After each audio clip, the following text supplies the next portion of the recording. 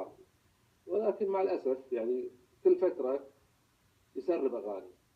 هذا التسريب يضرنا احنا كشركه. هو ولا جمهوره؟ لا هو زي مثلا يطلع بحفله يغني اغنيه جديده، الاغنيه دي هاي تسرب للجمهور.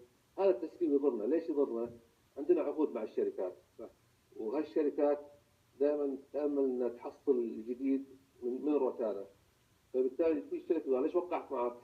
ما الاغاني موجوده بالسوق. اذا ما تحس طريقه تسويق ممكن هو يسويها حق الالبوم؟ لا بس يضرني، يعني طبعا يضرني ويضر نفسه بعد.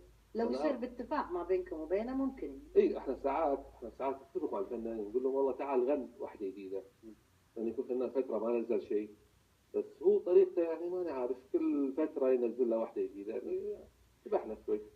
زين يعني تقدر تقنع الفنانين، يعني لو مهني نبي نسمع شيء من الالبوم الجديد يقولون في اغنيه فصحى نقدر تسمعنا اياها؟ انا ما عندي مانع. بالالبوم الجديد؟ إيه. لا قالوا في اغنيه فصحى مغنيتها يا ريت. انسانيه. لا والله قاعده ادور فصحى. لا